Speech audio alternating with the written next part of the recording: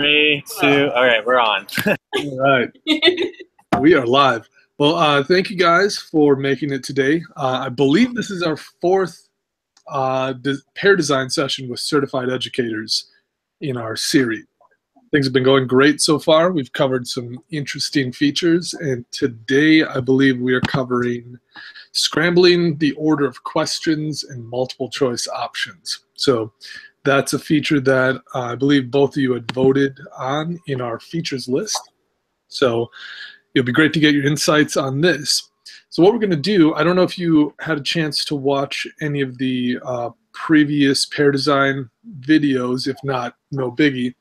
But we go through a series of questions to kind of understand your user needs. So I'm just going to run through those questions before we dig into them, just so you get familiar with it.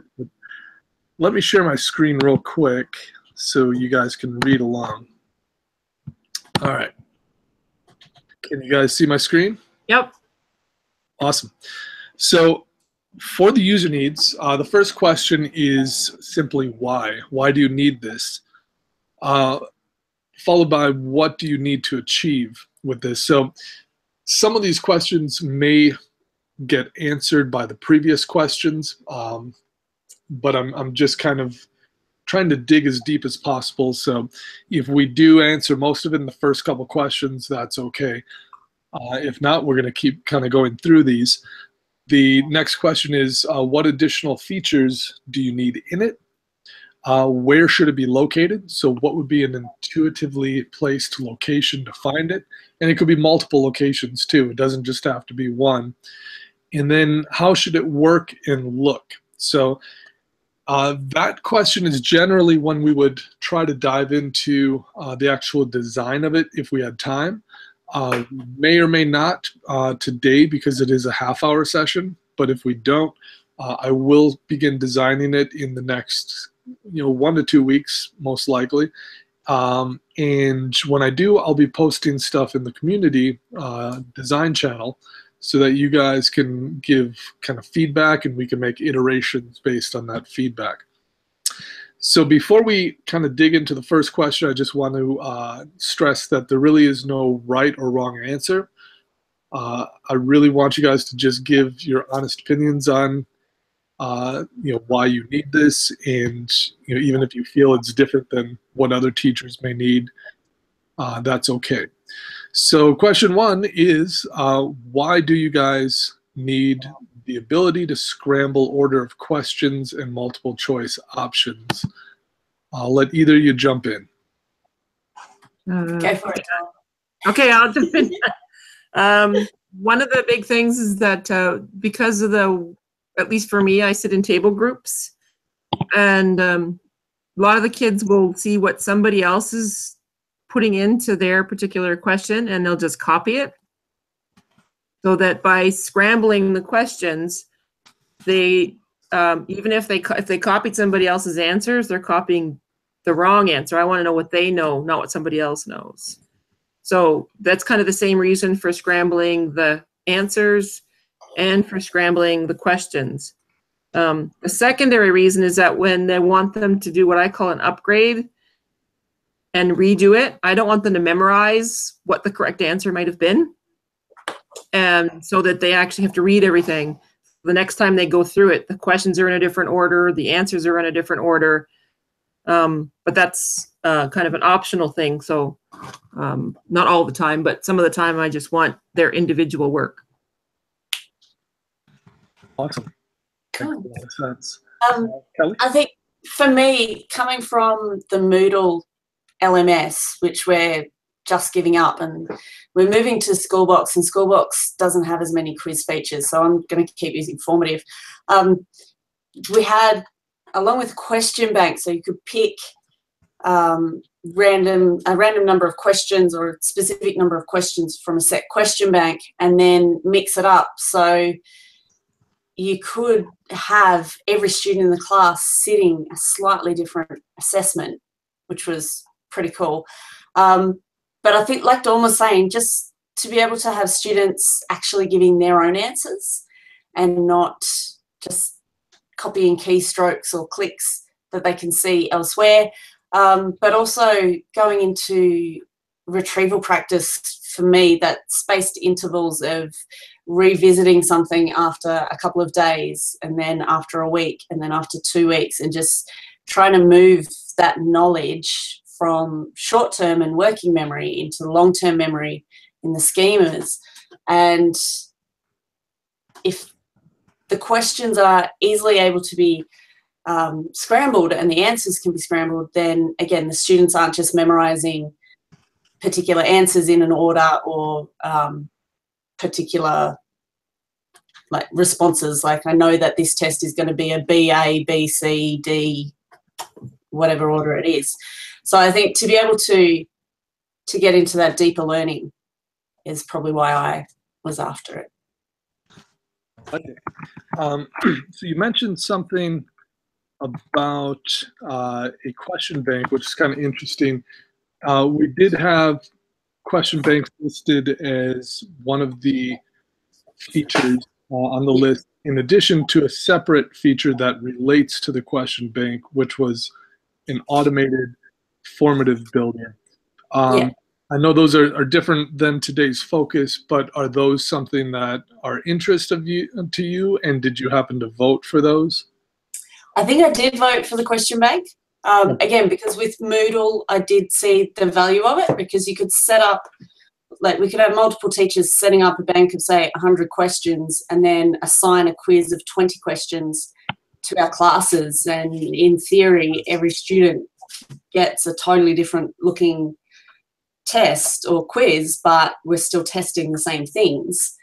Sure. So scrambling kind of comes into that as well for me.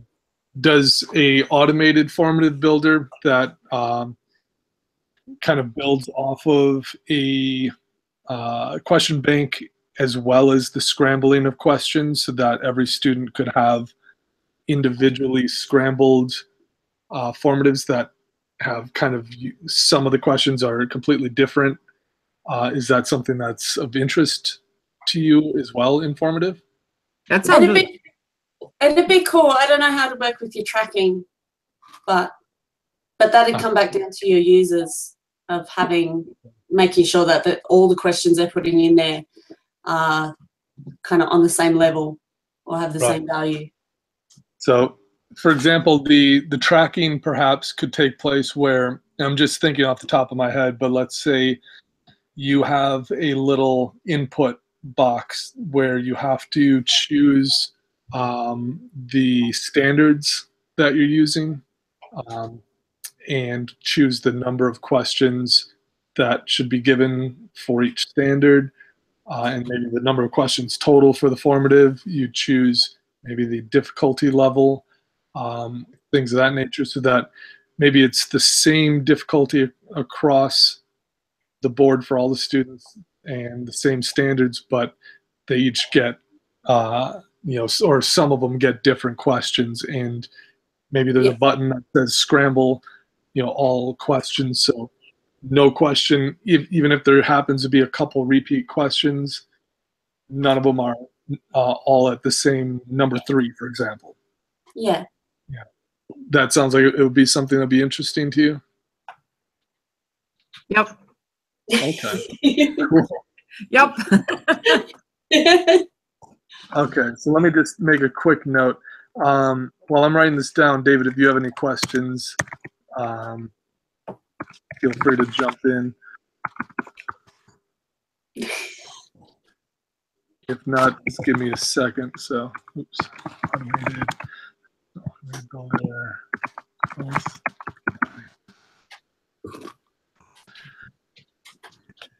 The tracking solution.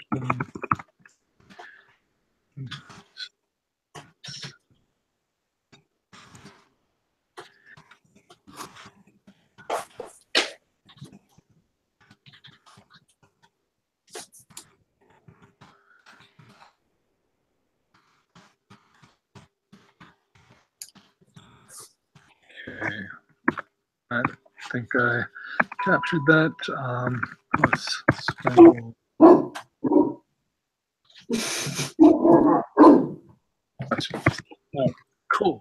So, yeah, are there any other whys that we didn't cover that you could think of that would be good reasons to have or need the scrambling of questions and multiple choice options?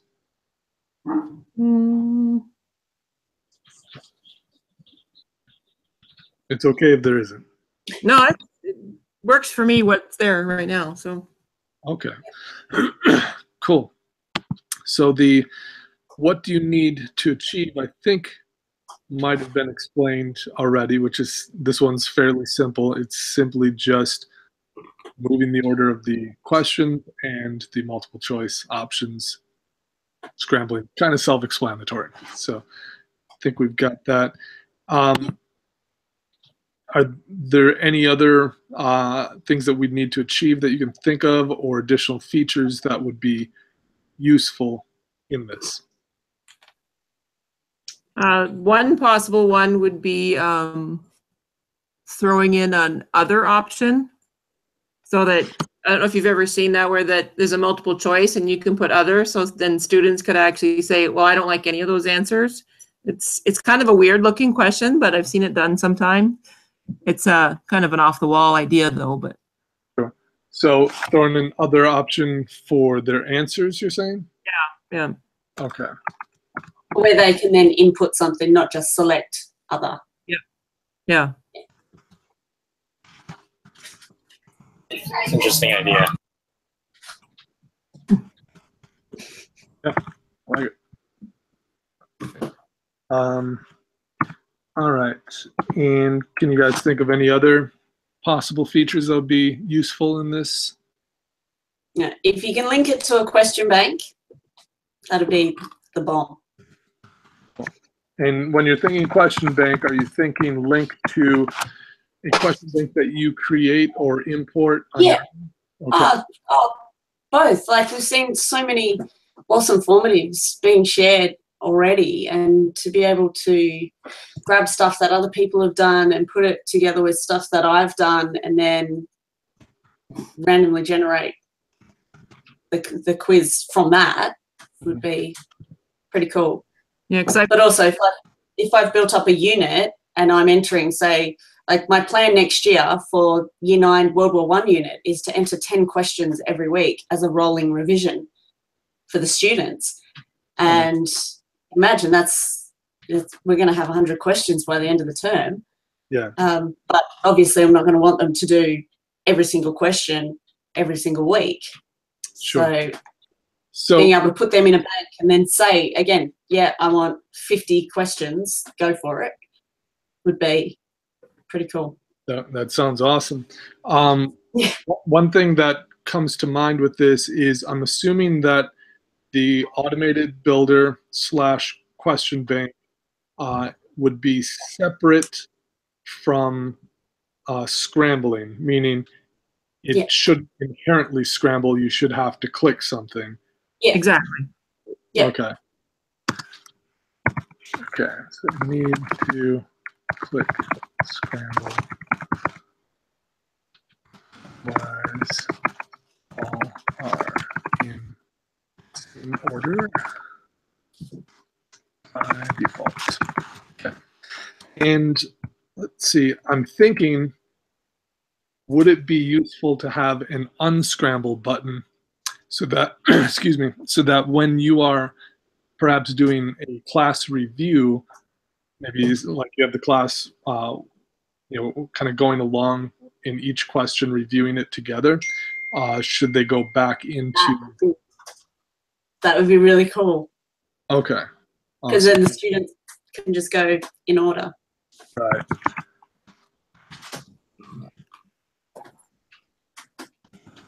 Yeah, I can see that being helpful for class discussions. Yeah. Cool. Yeah. So I'm thinking that one would only work though if all the questions are the same. So we did talk about the possibility of having unique questions as well. So just make a note of that. Only works when all questions are the same. Yeah. Cool. any other additional features that you guys can think of?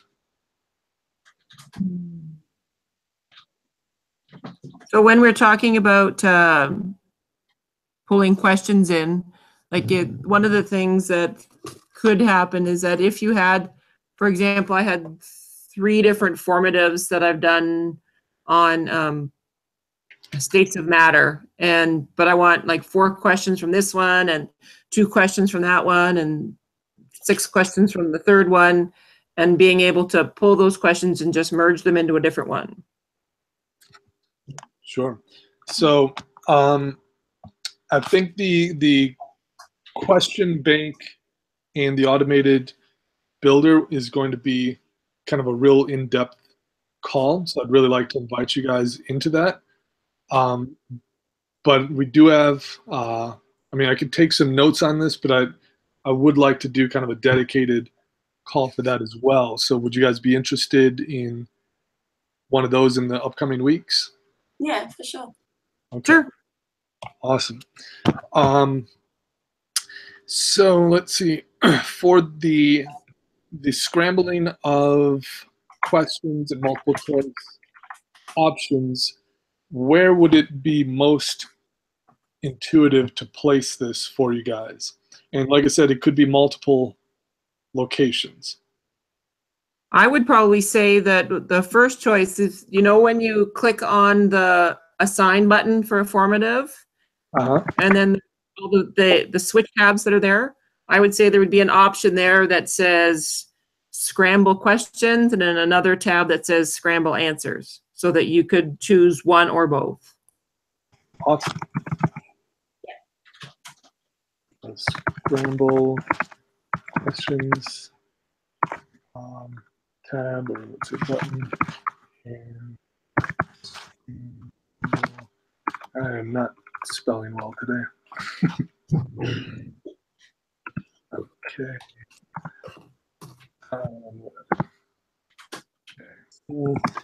And answers button.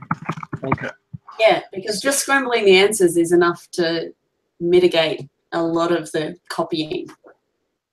Sure. Can choose either or. Cool.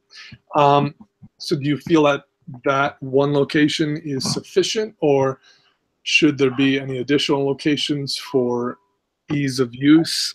Or does that just work for you to be able to always know that you can find it in the assign panel?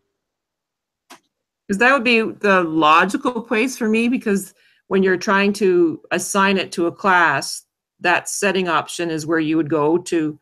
That's where I go to turn off the editing option right now and the various other things that you can set. So it seems like the most logical place I would look. Sounds good. Yeah, it's like it's the last place that you see before the kids actually start the formative. If it's anywhere in the setup, then you forget which ones you've got set for scrambled and which ones you don't.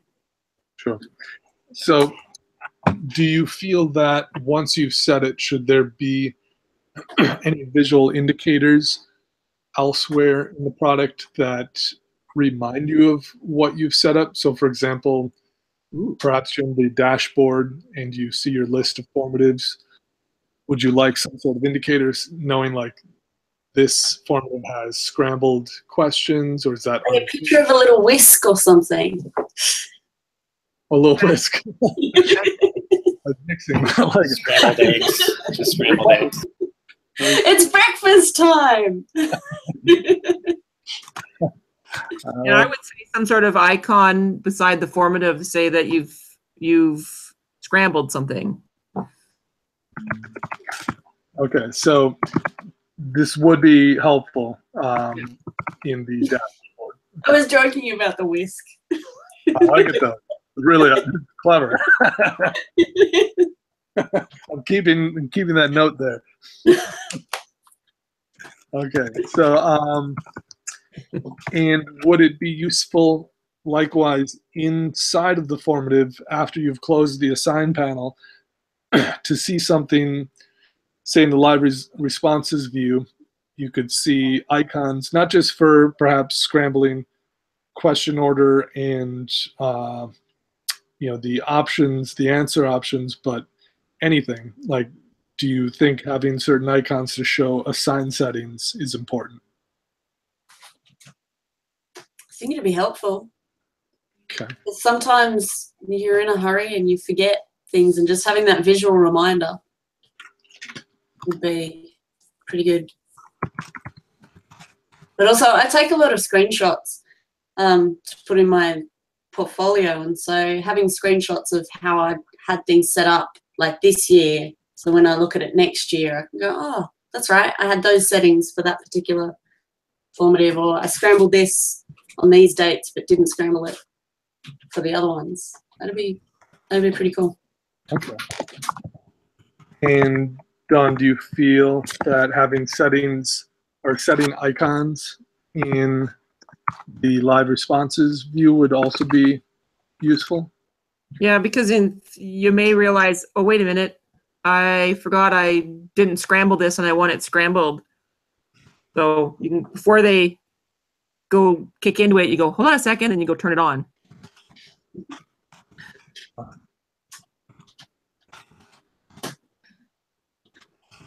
So a lot of my assignments, I set them up the night before, and then I send them to Google Classroom in a schedule so that the next day I may have totally forgotten what I did the night before and need to change something before it activates for them. So, gotcha. So here's a question off the top of my head. I don't know if this makes sense or not, but we talked about the ability to turn things off as well. Would it make sense, now that you possibly have an icon showing in live responses or in the dashboard that says, hey, scrambling is live, would it make sense to be able to click that in some form or fashion to turn it off as well? Or would it make sense to strictly keep that ability of turning on and off inside of the assign modal where you initially engaged it? I kind of like it in the settings, for the only reason is that sometimes when I'm working on a Chromebook and the trackpad isn't always the nicest thing to work on my Chromebook, I don't want to accidentally turn the scrambling off in the middle if I'm looking at the dashboard. So if I am purposely going to the settings, then I know I'm purposely going to do that. I like to see that it's on or off, but I don't want to accidentally, as I'm scrolling through, accidentally click on it and turn it off if I want it on. If that makes sense. Until the students have actually submitted their answers, I can't see a reason for unscrambling in the middle of a form. While it's live, I can, once they've submitted, and if we're going through and reviewing it, but when it's actually live. So for you, it would make sense as well to just keep it in the assigned panel, correct? Yeah.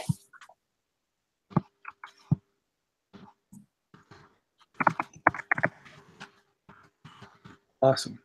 How big is that assigned panel getting now? What was that? How big is the assigned panel getting now? All right, it's huge. It's actually not too bad yet, but we will see. The assigned panel is actually one of the biggest design nightmares we've had in the entire product, oddly enough. We had so many different iterations of it and so many versions that were confusing users, and we still feel like we haven't really nailed it. So there's some work to be done, for sure. David, do you have any thoughts on anything that we discussed? One thing I will add is like, just when sharing out responses and trying to have a class discussion, maybe one thing to consider would be like somehow being able to remove from the live results page when you're showing it to students, or maybe replacing them with colors, and so that the students can easily, if we're talking about the assessment, then students can refer to that question on their own formative and compare it to the screen. because I could see them getting confused if it says like question 1 on your screen, but it's question 4 on their screen. So either hiding the question number so they just focus on the question text, or somehow replacing that question number with a color, you know, like a unique color, so that way they can be like, okay, we're looking at the purple question right now. Like it. So basically we're thinking if the teacher does not press the button to unscramble it, then while it's still in its scrambled state, the questions all have a color next to it. But in the teacher's view, should the question numbers be not shown so that we still avoid that confusion of, hey, the teacher's showing question 1, but the student, the exact same question is number 4? Or should the numbers still show but just have a color next to it? I think it's just got to match whatever it has on the student end. So if there's just colors on like if question 4 on the student's formative becomes just purple, then the question on the teacher's live results page should be purple and no question number. So it should match. But I mean, if you're just able to unscramble at any point, then I don't see this being needed. I guess like I was just thinking in the case where we're only allowing users to unscramble after students have submitted or something like that. But if they can do it on the fly, you know, scrambling and unscrambling, then I don't think it's necessary. I guess the only other thing with that is like if you scramble and unscramble, do you want, this is more a question for Don and Kelly, is if you scramble again, do you want it to be scrambled in the same order they had before, or do you want a completely new order of scrambling?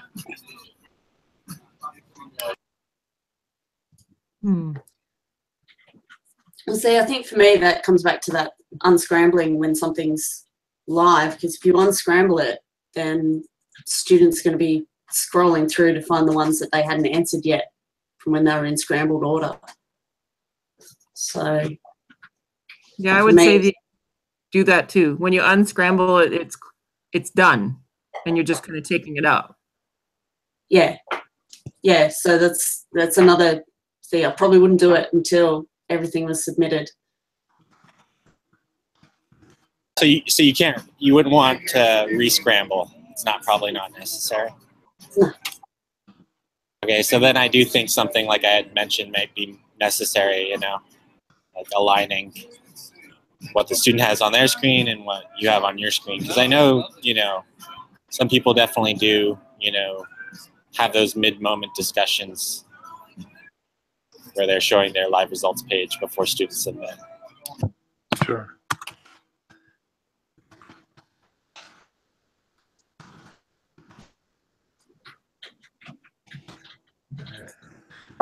What are your thoughts, Kelly and Dawn, on what David was describing with the color system?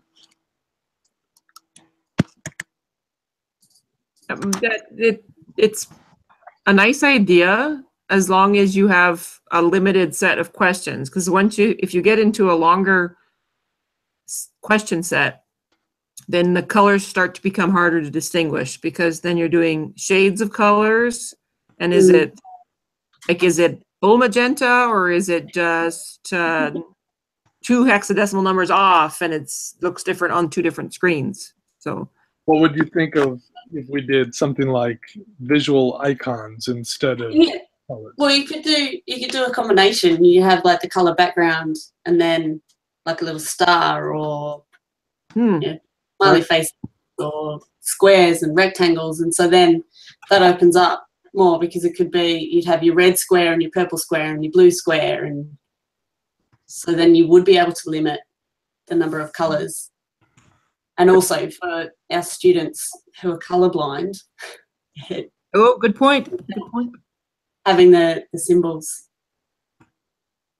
Except if they're colorblind, they may see a bunch of squares. So perhaps if we did no repeat symbols. Yeah. So it wouldn't be like a red square and a blue square, but we just have. No, I was thinking like if you had the background color. Uh-huh. be the color, and then the symbols be in black or white in the middle of it. Gotcha.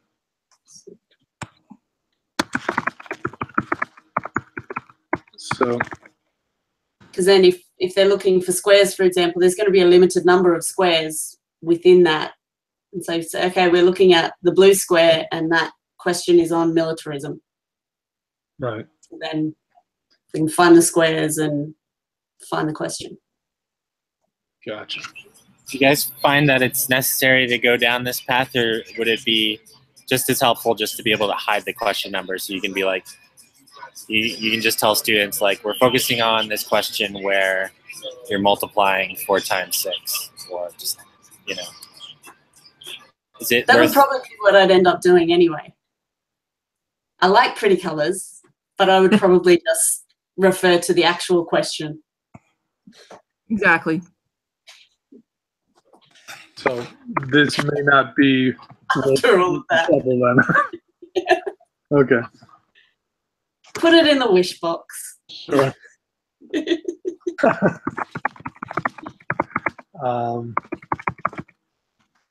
But how about just like removing the question number? Is that even necessary, or do you find that would be confusing to your students anyways? Well, I can see removing the question number being useful, because otherwise the students they'll find a way. If they've got question numbers that are in random orders, or are we looking at still having the set order on the students one? I don't think we need the question numbers. I don't know. And Don, do you have any use for question numbers when it's in a scrambled state? In the scrambled state, no. I just like the question numbers on my master dashboard, because I do look down through it's like, okay, they all have this one green, they all have this one green when I'm doing auto marking. So I use that a lot. So when I looking at my master, my question 1, I need to know is question 1. It can be question 7 for them. I don't need to know what number it is on theirs, but when I look at my master, I need to see the original numbers.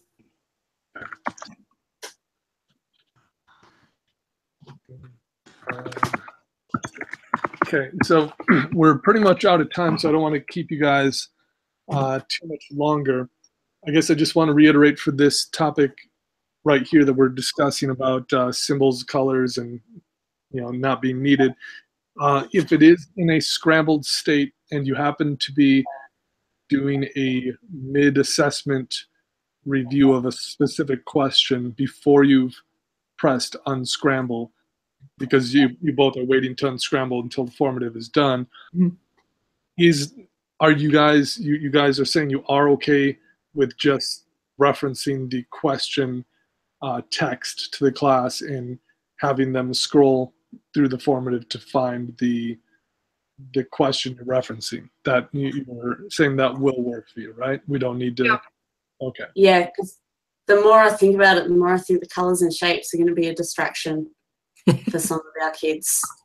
Some of them are not going to be able to get past that. Some days I wouldn't be able to get past it. I would love to hear your input when we start to flesh out the feature, which is colorizing and personalizing the student view, because that was something that's requested, for like adding emojis and kind of different things. So I want to make sure that we're getting all ends of the kind of spectrum in terms of opinions on that, because you brought up an interesting point that it could be a distraction. So we don't want to go overboard with that when we do it, or we want to make sure there's certain controls that maybe a teacher can limit the distractions. So keep an eye out for that in the design channel. That'll be up and coming. But do you guys have any last thoughts on this?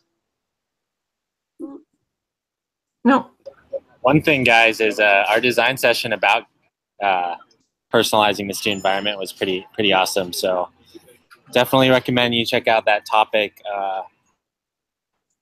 you know, there's the notes there, so you don't have to, if you don't want to watch it necessarily, you can just look through the notes of what Dean and Natalie shared and just chime in if you want to.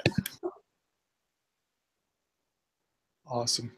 Well, thank you guys so much for taking the time to speak with us. Hopefully we can do this again sometime. And if you have any thoughts or need to reach out, feel free to either email David or us, or just shoot us a message on the community. Cool. Awesome. Thank you.